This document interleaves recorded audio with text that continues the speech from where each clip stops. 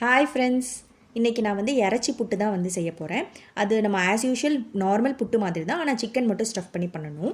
இதுக்கு வந்து நான் இன்றைக்கி வந்து புட்டு மாவு வந்து என்ன எடுத்திருக்கேன்னா, நான் ஊரில் இருந்தே கொண்டு வந்தது புட்டு மாவு, வீட்டிலேயே அரைச்சி பண்ணது. நம்ம கடையில் கூட புட்டு மாவு வந்து வாங்கி பண்ணிக்கலாம்.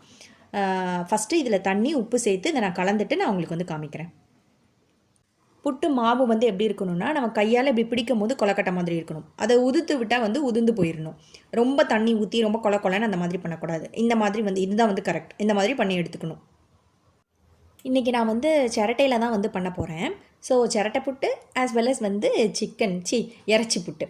ஸோ அடியில் வந்து பேஸ் வந்து தேங்காய், அப்புறமா புட்டு மாவு, அதுக்கு மேலே வந்து சிக்கன், அதுக்கப்புறம் திரும்பியும் சிக்கனுக்கு மேலே புட்டு மாவு, அப்புறம் டாப்பில் வந்து தேங்காய்.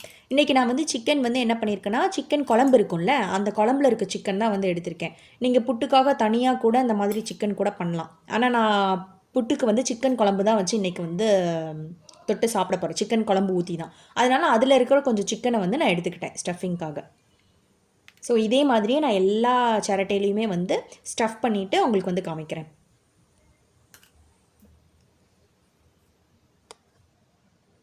நான் வந்து என்ன பண்ணிட்டேன்னா, இந்த மாதிரி ஃபுல்லாக ரெடி பண்ணிவிட்டு மேலே வந்து ஒரு பார்ச்மெண்ட் பேப்பர் போட்டு ட்வைன் வச்சு நான் வந்து கட்டிட்டேன்.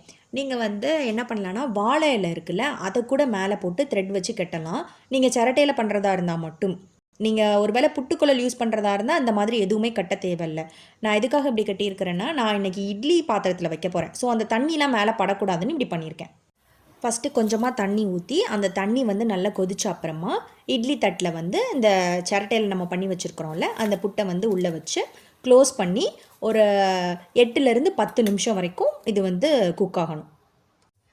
புட்டு வந்து ரெடி ஆயிடுச்சு. ரெடியான அப்புறமா அந்த சிரட்டை இருக்குல்ல, அதை வந்து பிளேட்டில் அந்த சிரட்டையை வந்து கவுத்திட்டு லைட்டாக அப்படி தட்டினாலே வந்து வந்துடும் அழகாக சூப்பராக. ஸோ இதில் வந்து அந்த சிக்கன் குழம்பு ஊற்றி சாப்பிடும்போது உள்ளே வந்து சிக்கன் ஸ்டஃபிங் இருக்குது. ஸோ அந்த குழம்பும் வச்சு அந்த சிக்கன் புட்டு எல்லாம் சேர்த்து சாப்பிடும்போது ரொம்ப டேஸ்ட்டாக இருக்கும், சூப்பராக இருக்கும் இது வந்து. ஸோ நீங்கள் ட்ரை பண்ணுங்கள். ட்ரை பண்ணி பார்த்துட்டு எப்படி இருக்குன்னு சொல்லுங்கள். பாய்.